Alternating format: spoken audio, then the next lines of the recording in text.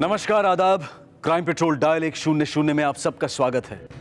आज हम देखेंगे हमारी कहानी का दूसरा और आखिरी भाग। पिछले एपिसोड में आपने देखा कि मित्रा और उसके पिता की असामान्य परिस्थितियों में हत्याएं हो चुकी थी। इन दोहरी हत्याओं के दौरान एक रहस्यमयी लड़की को मित्रा के घर के आसपास मंडराते हुए देखा गया था, जिस पर पुलिस का शक गहराता जा रहा था। एक तरफ रंजन के मुताबिक उसकी बहन की हत्या उसने खुद 8 साल पहले ट्रेन से धक्का देकर की थी, वहीं दूसरी तरफ इगतपुरी के सरपंच के अनुसार वो रहस्यमयी लड़की उसकी होने वाली बहू थी और उसकी मौत 6 महीने पहले हुई थी। अब पुलिस के लिए यह जानना जरूरी हो गया था कि रंजन और सरपंच में से कौन झूठ बोल रहा था और कौन सच, और इस लड़की का मित्रा और उसके पिता की मौत से क्या रिश्ता है। आइए देखते हैं।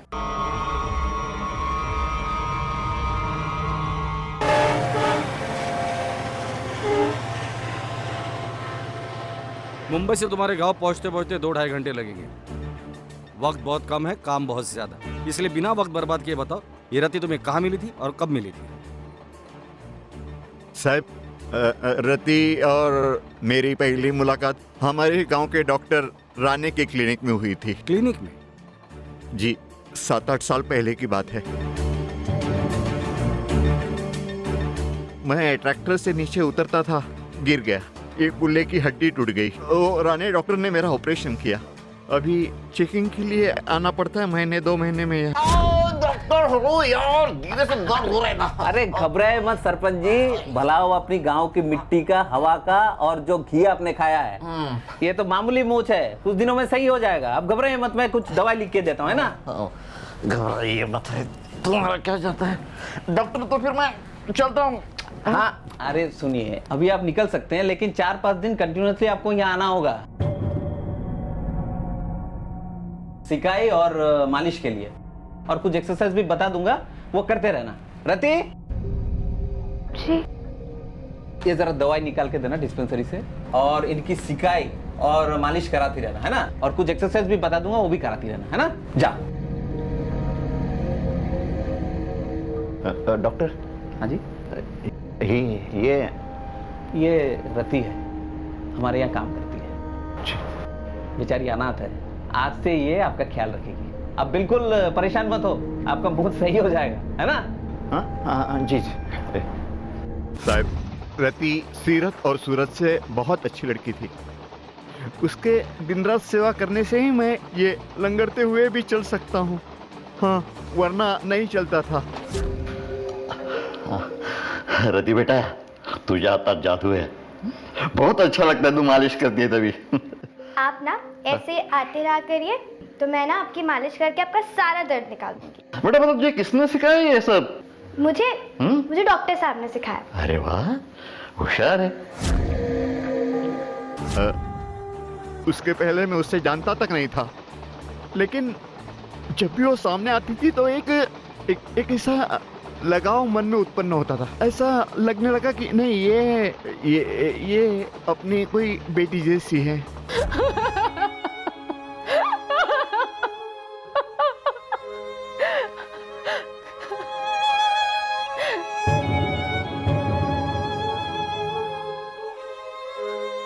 बेचारी इस रति का क्या होगा? अब कौन संभालेगा इस बेचारी को? हम संभालेंगे इसको। चलो रे। अरे चलो ऐसे, शर्म नहीं है क्या तुम्हें? क्या बिगाड़ा इस बच्ची ने तुम्हारा? बिगाड़ना नहीं है, इसको संवारने के लिए लेके जा रहा हूँ। अरे भाई, कौन हो आप लोग? कहाँ से आए हो? कौन हो तुम? क्यों बीच में बोल रहे हैं? कौन लगता है इसका? भाई है? बाप है? कौन है तू इसका? घर ले जाकर अपनी बीवी से क्या कहेगा? बहन है? रखेल है? रखेल?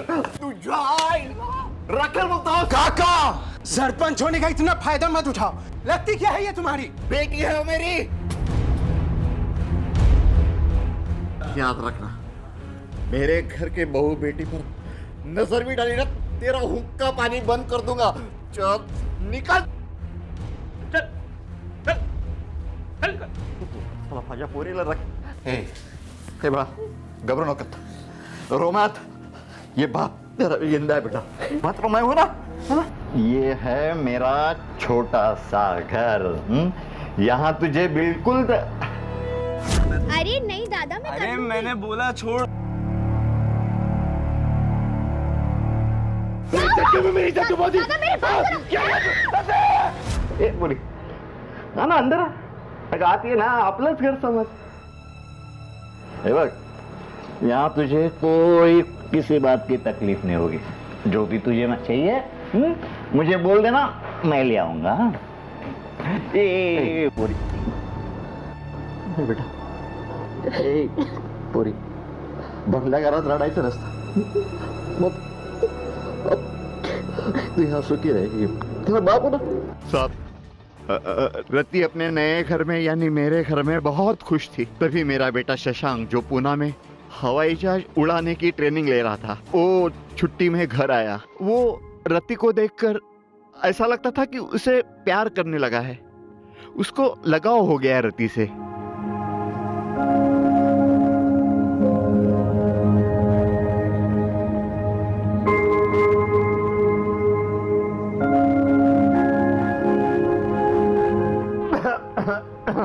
अरे बाबा आप कब आए? मैं तेरा जो ध्यान लग रहा था ना उधर तभी आया। शशा अपना घर कैसा एकदम स्वच्छ टाप टिप सुंदर लग रहा है ना? तेरी आई लगती थी वैसा? बहुत अच्छा ना। लेकिन बेटा ये बहुत अच्छा 4 दिन की चांदनी और अंधेरी रात बस। कुठे अंधेरा है बाबा? कुठेच नाही तू जा आम्ही बोलतोय। क्यों बाबा? देख रति बड़ी हो चुकी उसके लिए रिश्ते आने लगे हैं कभी ना कभी उसकी शादी करनी ही पड़ेगी और फिर वो किसी और के घर की लक्ष्मी बन जाएगी। यहाँ फिर वही अंधेरा वही खाली खोखलापन। शशा ये घर का अंधेरा तू दूर कर सकता है। कैसे बाबा? देख अगर रति तुझे पसंद है तो मैं तुम दोनों की शादी करवा दूंगा। हाँ? बोला ठीक है अगर आप कह रहे हैं और इस घर को वापस घर बनाना है तो कर लेता हूँ। क्या बोला? हाँ कर लेता हूँ। शशांक के फ्लाइंग कोर्स को पूरा होने में 2 महीने थे, इसलिए मैंने सोचा कि शादी धूमधाम से नहीं करूंगा क्योंकि उसका असर उसके पढ़ाई पर पड़ सकता था। फिर मैंने दोनों को भगवान के सामने खड़ा किया और माला डलवा दी और घर में ही शादी कर दी उन दोनों की। सोचा था शशांक की नौकरी लग जाएगी तो पूरे गांव को न्योता दूंगा, लेकिन इंसान के सब सपने कहाँ पूरे होते हैं साहब। घर में खुशियों की बजाय मातम ने पैर फैलाने शुरू कर दिए साहब। ये तुम्हारे ऊपर बहुत अच्छी लगेगी। ये तो हो गया मेरा गिफ्ट, तुम्हारा गिफ्ट। माझा गिफ्ट का है? वैसे आज तुम बहुत खूबसूरत लग रही हो। चलो मेरा गिफ्ट दो।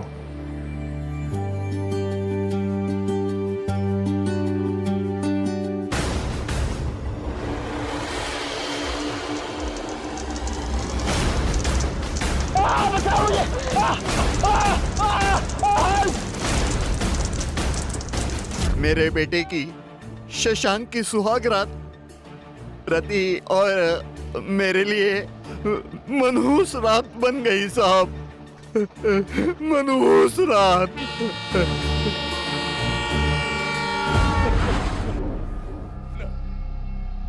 जवाब कर दो।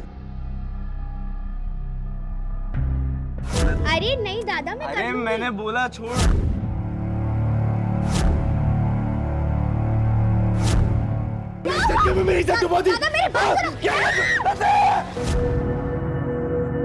सरपंच की कहानी के अनुसार रति की मौत 6 महीने पहले आग लगने से हुई थी, लेकिन इसके बिल्कुल विपरीत रंजन के अनुसार उसकी मौत 8 साल पहले ट्रेन से धक्का देने की वजह से हुई थी। इस सब के बीच मित्रा के पड़ोसियों और आसपास के लोगों के मुताबिक उन्होंने रति यानी उस रहस्यमयी लड़की को अपने इलाके में इन घटनाओं के दौरान देखा। तो आखिर सच क्या था? क्या रति सचमुच जिंदा है? अगर हाँ तो वो इस वक्त कहाँ है? और सबसे बड़ा सवाल ये कि अगर वो जिंदा है तो उसने मित्रा और उसके पिता का खून क्यों किया?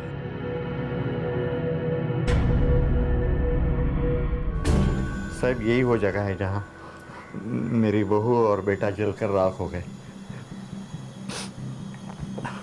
चलिए सरपंच जी, आपके बहू और बेटे के बारे में सुनकर बहुत दुख हुआ। पर एक बात समझ में नहीं आई। कौन सी? रंजन को तो आप जानते ही होंगे। ये रंजन कौन है? रंजन कौन? रंजन एक मुंबई में मर्डर केस में हमारा प्राइम सस्पेक्ट है। इस वक्त हमारे कस्टडी में है वो, और उसकी इंक्वायरी आप हमारे पुलिस स्टेशन के बाहर कर रहे थे। ओ, रंजन को क्यों पकड़ा है? मर्डर का केस है उसके ऊपर, अंदर पूछताछ चालू है। आपके होने वाली बहू का वो भाई भी है। कुछ याद आया? नहीं। कोई बात नहीं, पुलिस स्टेशन चलते, वहां सब याद आ जाएगा। गाड़ी में बिठाओ इनको। लेकिन साहब मैं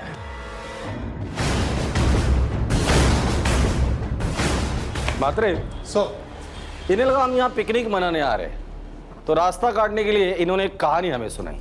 बहुत ही घटिया और वाहियात कहानी थी। रंजन को आपने नहीं पहचाना, कोई बात नहीं, लेकिन रति को पहचान कर आपने गलती की। अब सच क्या है वो तो हम बाहर निकाल के ही रहेंगे, और वो भी आपके जरिए। साहब क्या म्हातारा विश्वास ठेवा, वाकई में किसी रंजन मिंजन को नहीं जानता। मात्रे शादी में जो बाराती आते हैं ना, उनमें कुछ खास रिश्तेदार होते हैं जिनको रिक्वेस्ट करनी पड़ती है, मिन्नतें करनी पड़ती है कि भाई खाना खा लो, खाना खा लो। बिना खातिरदारी किए ये खाना नहीं खाएंगे। डोंट वरी सर, इनकी ऐसी खातिरदारी करूंगा कि पूरी बारात के लिए बना खाना ये अकेले ही खा जाएंगे, और फिर सिर्फ सच उगलेंगे। सच्ची पुलिस को ऐसा लग रहा था कि सरपंच ने उनसे जो कुछ भी कहा था वो झूठ था, लेकिन सवाल यह उठ रहा था कि अगर सरपंच ने झूठ बोला था तो क्यों। और सवालों की फेहरिस्त में सबसे ऊपर सवाल यह था कि रंजन, उसकी बहन और इस सरपंच का टोने टोटके करने वाली मित्रा और उसके पिता की हत्या से क्या रिश्ता था।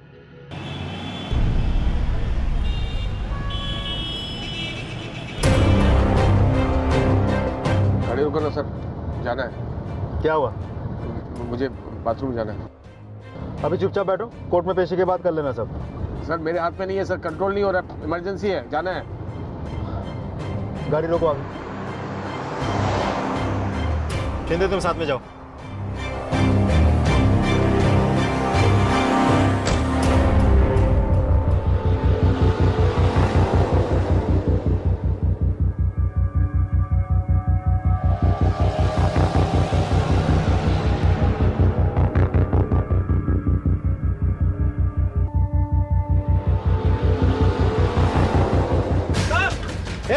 शिंदे रोको उसे।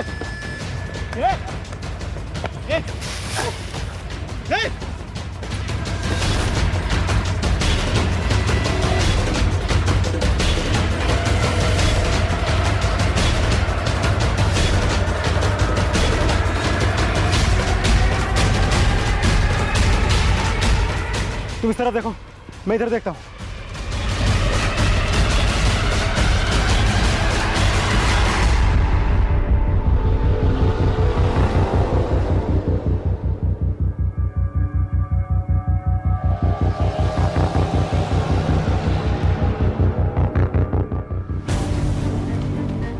रति,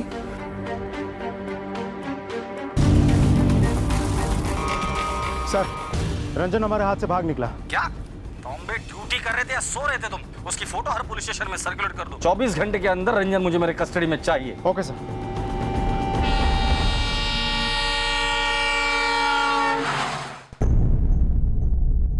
देखो, तुम समझने की कोशिश करो, मुझे ये काम अभी करना है। तुम जल्दी मेरे घर आओ। ओके ठीक है, उस लीड को फॉलो करो तुम। तांबे को पलक से रिलेटेड कोई लिंक मिली है? ये लो प्रॉपर्टी के पेपर्स, अच्छे से चेक कर लो और जल्द से जल्द मेरे अकाउंट में पैसे ट्रांसफर कर दो, मुझे बहुत ज़रूरत है। अभी एडवांस दे देता हूँ।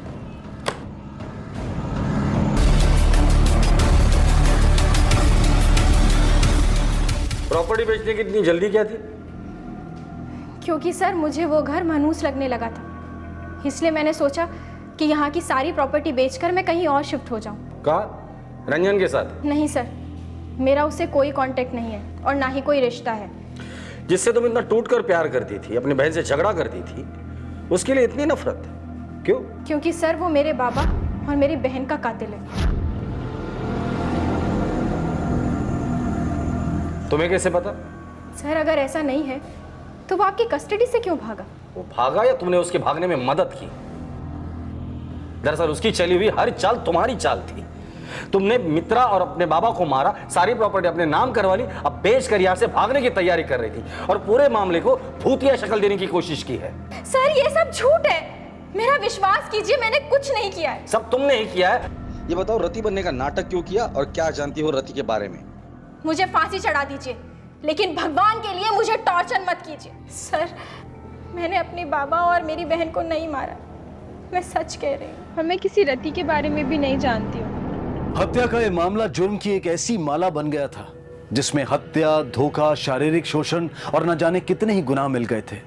और इस कहानी में रंजन की बहन रति एक ऐसा किरदार बनकर सामने आई थी जो सबसे ज्यादा रहस्यमय थी। और जुर्म की इस माला को तोड़ने के लिए और इससे जुड़े सवालों के जवाब पाने के लिए यह जरूरी हो गया था कि सबसे पहले रति की कहानी को सामने लाया जाए। मैंने पाप किया है, मैंने बहुत बड़ा पाप किया, मैंने पाप किया है, माफ कर दो, माफ कर दो मुझे, माफ कर दो, माफ कर दो, माफ कर दो, माफ कर दो, माफ कर दो, माफ कर दो मुझे, पाप किया मैंने पाप किया, माफ कर दो। सर हमारे पास जितने भी प्राइम सस्पेक्ट्स हैं उनमें से कोई भी मित्रा और उसके बाबा के कत्ल की जिम्मेदारी लेने के लिए तैयार नहीं है, और ना ही उनके खिलाफ शक को छोड़कर कोई सबूत है हमारे पास।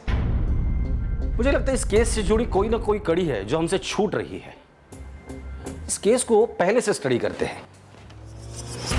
सबसे पहले मर्डर होता है मित्रा के बाबा का और फिर मित्रा का। हमारे सामने ऐसे हालात पैदा किए जाते हैं जिससे हमें यह लगे कि ये दोनों मर्डर्स किसी आत्मा ने किए हैं। इस केस के 3 प्राइम सस्पेक्ट हैं। एक रंजन जो हमारी कस्टडी से भागा है, दूसरा मित्रा का पति प्रशांत, और तीसरा मित्रा की बहन पलक। इस पलक का रंजन के साथ अफेयर, इसीलिए पलक और मित्रा के बीच झगड़ा हुआ था। प्रशांत और पलक तो हमारी कस्टडी में है, पर हमारे पास कोई भी सबूत नहीं जिससे हम ये साबित कर सके ये दोनों मर्डर्स इन्होंने किए। तब रंजन हमें बताता है कि उसने अपनी बहन रति को चलती ट्रेन से फेंक दिया था। हम उस केस की इन्वेस्टिगेशन कर रहे थे, तब एंट्री होती है सरपंच की, जो हमें यह बताता है कि रंजन की बहन रति 8 साल पहले नहीं मरी थी, बल्कि 6 महीने पहले जलकर मरी।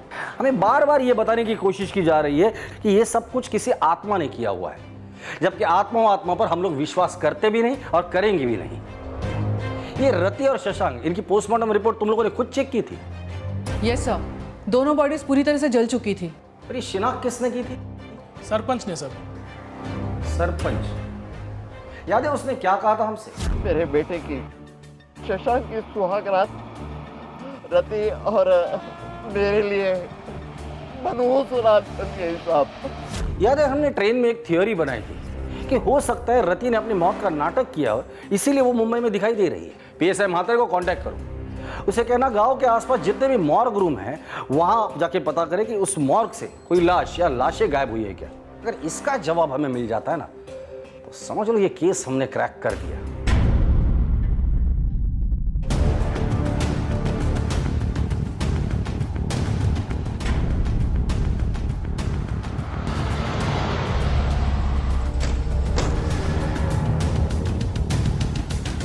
इस केस को देखिए, आप में से किसी ने इसको देखा है?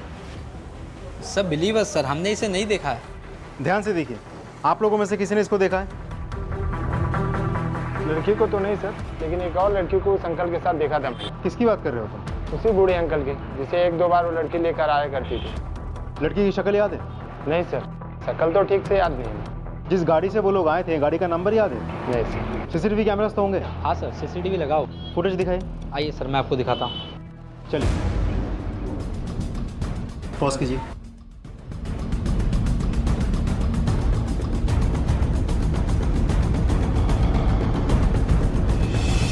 हाँ, इन गाड़ी का नंबर लिखो, MH022111।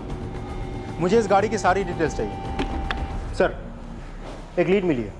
एक लड़की को सरपंच के साथ उसी लॉज में देखा गया है जहां वो ठहरा हुआ था, और इंटरेस्टिंग बात यह है कि उसका फ्लैट मित्रा के फ्लैट के एरिया में ही है। नाम क्या है उसका? जी, मेरा ही नाम सीमा पवार है। मैं भी उसी गांव से हूँ। मेरे पिताजी और सरपंच अंकल दोनों बहुत अच्छे दोस्त हैं। वो जब यहाँ पे ट्रीटमेंट करवाने के लिए आए थे तो मैंने ही उनकी हेल्प की थी, क्योंकि इससे पहले मुंबई कभी नहीं आए थे। स्केच को देखिए, आप जानती है इस लड़की को? जी सर, मैंने इसे देखा है। उस दिन उनके साथ ये भी थी। आपसे कुछ पूछताछ करनी। अरे कितनी बार पूछताछ करना है, जब देखो पूछताछ करना है। मैंने पहले भी आपसे यही कहता और अब भी वही कह रहा हूँ, रति मेरी होने वाली बहू थी जो अब मर चुकी है। सरपंच जी, ये तांबे है ना, इसे झूठ बोलने वाले लोग बिल्कुल पसंद नहीं है और उम्र का लिहाज वो बिल्कुल नहीं करता, बड़ी बेरहमी से मारता है। आपका रिमांड मेरा बयान बदल सकती है या नहीं, कोशिश तो करो।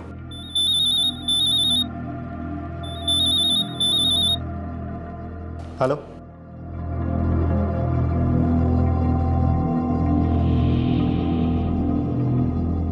सरपंच ये खुशखबरी है आपके लिए। गांव के जिस मॉर्ग से आपने एक लाश खरीदी थी ना, उसे लोकल पुलिस ने पकड़ लिया है। हड्डी पसली एक की है, जेल में बैठ के रो रहा है। अब फैसला आपका, सच बोलना है या हड्डी पसली तोड़ दूं? साहब, रति को खुश रखने के लिए उसे मैं अपने घर ले आया, लेकिन मुझे क्या पता था कि मेरा बेटा इंसान नहीं, राक्षस है।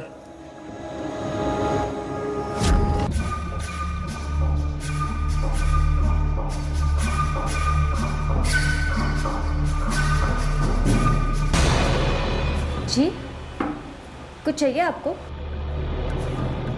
प्यास लगी। ठीक है, मैं पानी लेकर आती हूँ। पानी की नहीं, तेरी प्यास लगी है। तू मिल जाएगी तो मेरी प्यास भी बुझ जाएगी। छोड़ो मुझे, छोड़ो मेरा हाथ, छोड़ो, छोड़िए। मेरी प्यास बुझा दे, उसके बाद छोड़ दूंगा। शशांक, बाबा, गलती हो गई बाबा, मैं तो बस। क्या कर रहा हूँ? हाँ, अरे पाप किया तूने, पाप।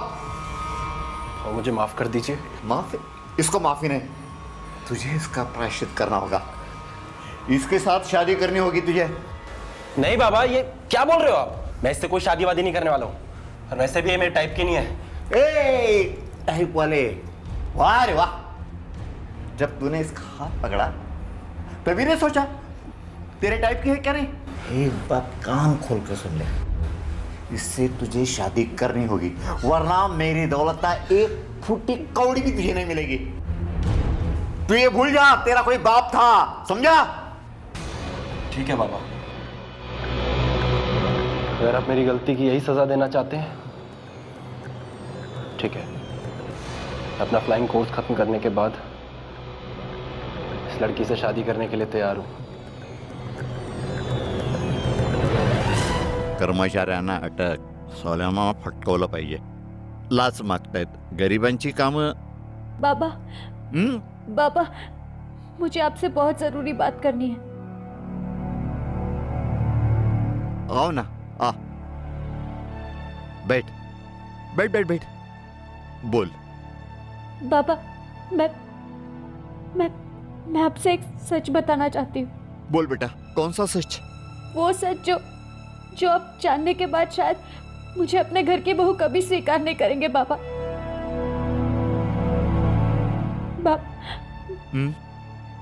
मैं जब छोटी थी तो मैंने बहुत दुख सहे बाबा, मुझ पर बहुत अत्याचार हुआ है। हाँ। बचपन में मामा ने मुझसे जबरदस्ती करने की कोशिश की और फिर नासिक में लल्लन ने।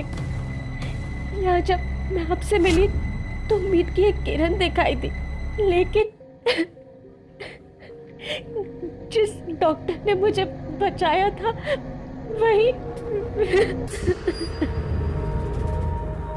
जैसे तूने सरपंच जी की सेवा और इलाज किया है ना, वैसे मैं चाहता हूँ कि तू मेरी भी सेवा और इलाज कर। डॉक्टर साहब, लेकिन उन्हें तो चोट लगी थी ना, आपको तो कहीं भी चोट नहीं लगी है। चोट? इधर कितनी चोट लगी है? इधर चोट लगी है। क्या किया आपने? ये देख चोट लगी है। फर्स्ट एड ले, फर्स्ट एड ला। ये देख कितनी चोट लगी है। फर्स्ट एड ला, जल्दी कर। क्या किया आपने? आज से मैं तेरा मरीज और तू मेरी डॉक्टर। सेवा में कोई कमी नहीं आनी चाहिए, समझ? चल चल। कहाँ ले जा रहे मुझे? चल। कहाँ ले जा रहे? अरे सुनिए, सुनिए।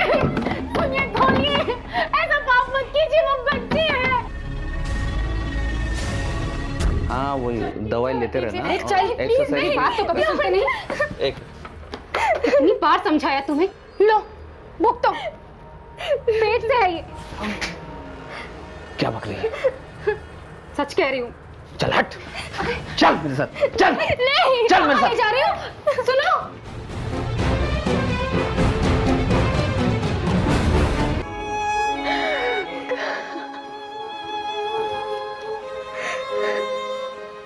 अरे सोचो मत, आज तो जलवा दिखाएंगे, जलवा।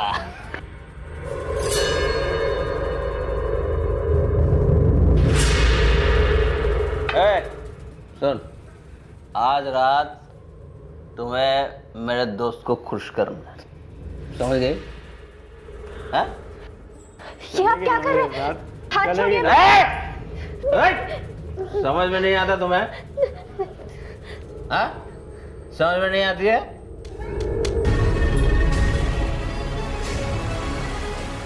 सुनंदा, चाय पिला दे जल्दी। रति, चाय लाना।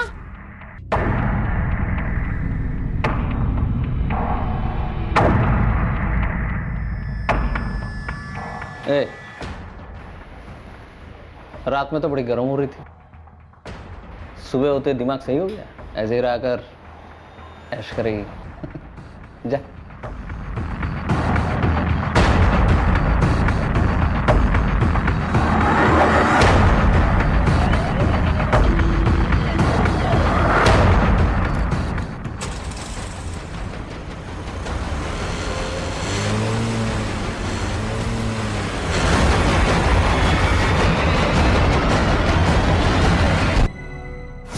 बाबा, अब बताइए, क्या इतना सब कुछ होने के बाद अभी भी आप मुझे अपने घर की बहू स्वीकार करेंगे? मेरी एक बात ध्यान देकर सुन, ये बात तुझे किसी को भी बोलनी नहीं है, शशांक को भी नहीं। नहीं बाबा, जो हुआ सो भूल जा। और तेरी कसम खा के मैं कहता हूँ, शशांक की शादी मैं तेरे से ही करूंगा। बेटा तुम मेरे घर की बहू बनेगी। साहब, मैंने वही किया जो मुझे ठीक लगा, लेकिन कुछ भी हो, इस सब में मैंने अपने एकुलता एक बेटा खो दिया साहब। वो कैसे? साहब, बदकिस्मती, दुर्दैव आमचं। शशांक ने हम दोनों की बातें सुन ली थी।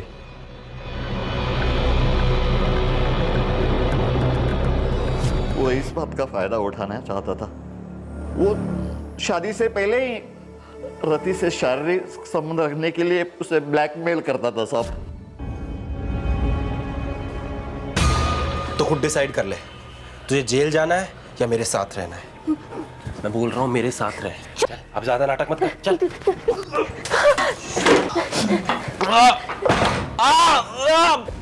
मैं रति और रंजन का पता चाहिए।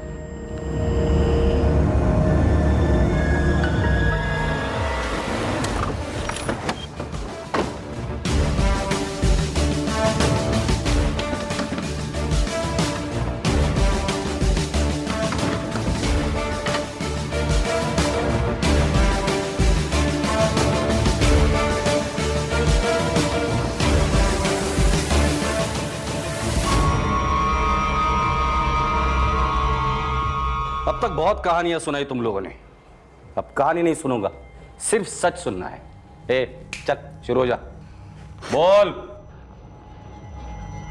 हम दोनों भाई बहन एक दूसरे से बहुत प्यार करते थे। हम दोनों सारी जिंदगी हंसी खुशी गुजार लेते सर, लेकिन हमारे मामा ने आकर सब कुछ गड़बड़ कर दिया। उस रात मामा को रति ने नहीं, मैंने मारा था। उसके कमरे में मैंने आग लगाई थी। डॉक्टर साहब को मैंने मारा था। अब सोचती हूँ तो लगता है कि बहुत पहले मार देना चाहिए था। चाय में क्या मिलाया था? सेहत। इस दवाई का पता मुझे डॉक्टर साहब से ही चला था। शशांक को क्यों मारा? शशांक को मैंने नहीं मारा था साहब, वो तो अपनी मौत खुद मरा था। मुझसे जबरदस्ती कर रहा था और उस बीच उस पर मोमबत्ती गिर गई और वो जल गया। तुम मुंबई कैसे पहुंची?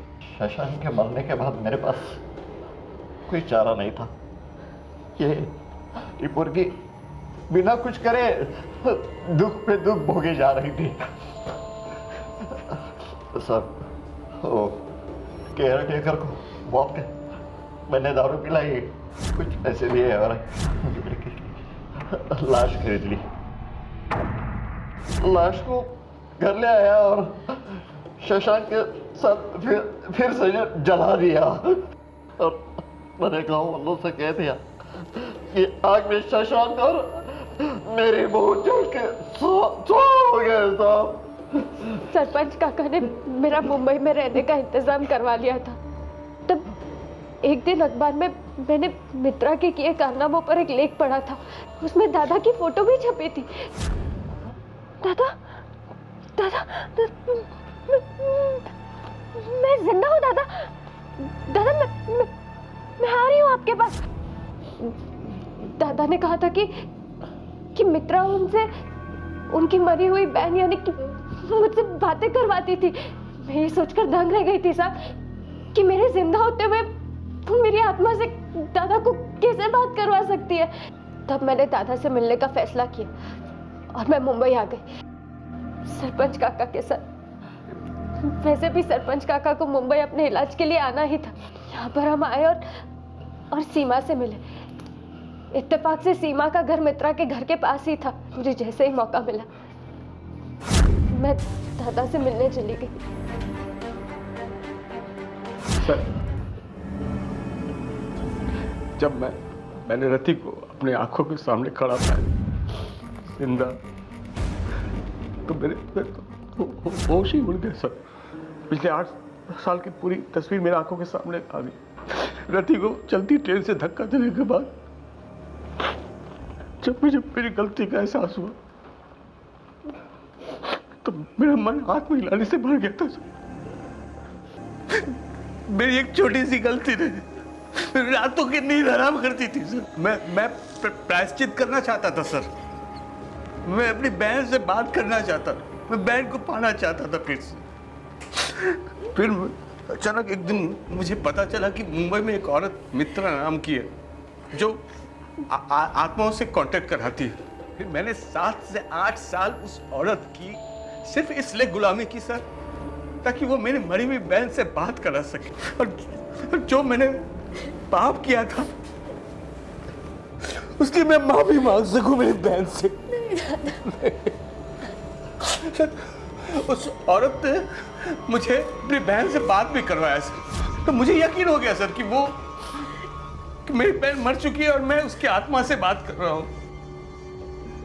लेकिन जब रति को मैंने सामने देखा तो मुझे एहसास हुआ कि उस औरत ने मुझे बेवकूफ बनाया था सर। वो औरत उसका बाप दोनों मिलकर मुझे बेवकूफ बना रहे थे सर। अगर वो दोनों मुझे बेवकूफ नहीं बनाते सर, मैं अपनी बहन को खोज निकालता।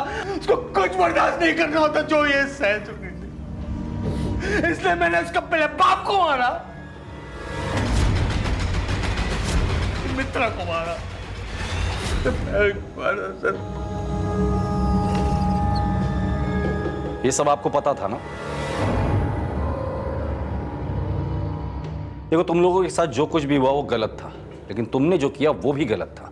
लेकिन कानून हाथ में लेने के बजाय तुम अगर पुलिस के पास आते तो पुलिस तुम लोगों की जरूर मदद करती। और अगर तुम पुलिस के पास जाते तो बाकी की जिंदगी तुम अपने बहन के साथ हंसी खुशी गुजार सकते थे। वो अपनी जिंदगी जेल के सलाखों के पीछे बिताना। मुझे माफ कर, मुझे माफ कर दे रति, मुझे माफ कर दे, अपने भाई को माफ कर दे। हम जिस दुनिया में रहते हैं, जिसमें जीते हैं, ठीक उसी दुनिया में एक दूसरी दुनिया भी है जो कि उतनी ही भरी हुई और आबाद है जितनी कि हमारी दुनिया। और इस दूसरी दुनिया से हमारी इस दुनिया का और हमारी जिंदगी का गहरा संबंध भी है। और वो दूसरी दुनिया है हमारे दिमाग की दुनिया, जो हर तरह के विचारों से और भावनाओं से आबाद रहती है।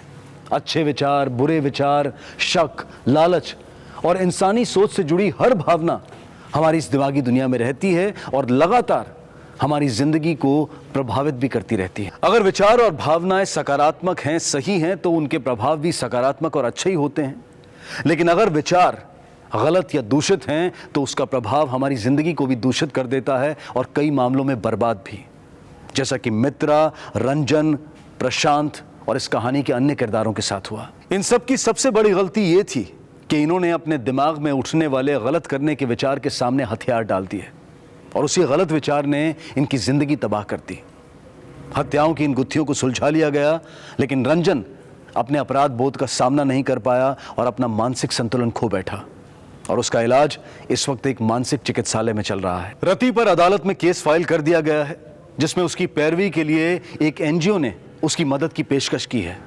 हम उम्मीद करते हैं कि रति को अदालत से इंसाफ मिले और हमें इस कहानी से एक सबक। इसी विचार के साथ अब मैं अनूप सोनी आपसे विदा लेता हूं। फिर मुलाकात होगी अगले एपिसोड में एक और चौंका देने वाले केस के साथ। तब तक अपना और अपने परिवार का ख्याल रखें और देखते रहें क्राइम पेट्रोल डायल 100। सबक एक को सीख हम सबको। जय हिंद।